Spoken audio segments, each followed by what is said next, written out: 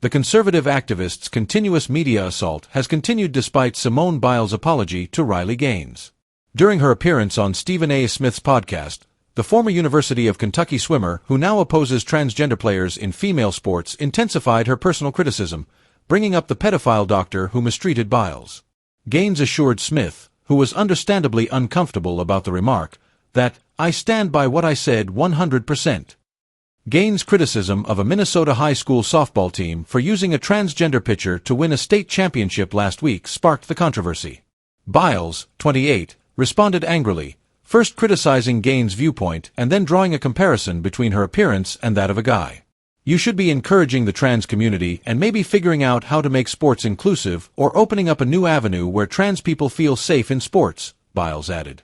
"Perhaps all sports should have a transgender category. But instead, you harass them. No one in athletics is safe near you, that much is certain.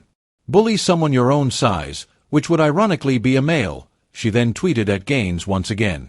Biles has subsequently expressed regret for the remark, but not before Gaines attacked her sharply and brought up the atrocities Nasser endured.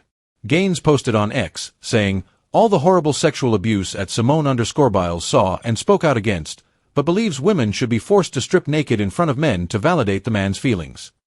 If your inclusive dream comes true, do you know how many gold medals you would have?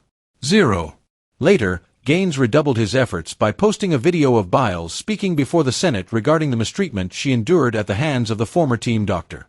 She included a screen grab of Biles' tweet with it. When Simone Biles had to put up with a predatory man, she wrote, versus Simone Biles when other girls have to put up with predatory men. Gaines did provide his viewers further background, even though she stood by her remarks with Smith. "First of all, just to be clear, I think Larry Nasser is a monster who should be miserable and rotting away in prison for the rest of his life.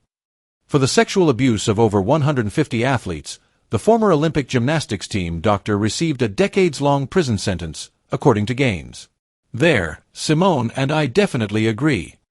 She went on to draw a comparison between the sexual torture Biles endured at the hands of Nasser and the 2022 NCAA swimming and diving championships, where Gaines was made to compete with transgender swimmer Leah Thomas of the University of Pennsylvania and share a locker room.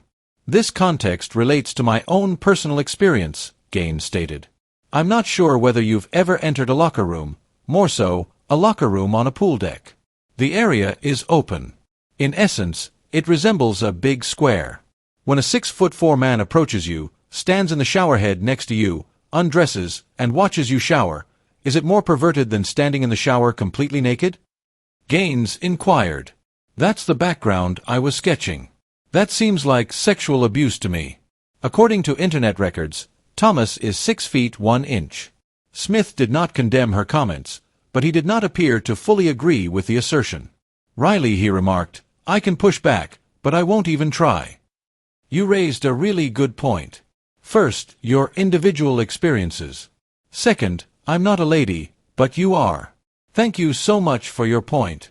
After competing against transgender athlete Leah Thomas as a swimmer, Gaines has developed a career as a political analyst for Outkick and Fox.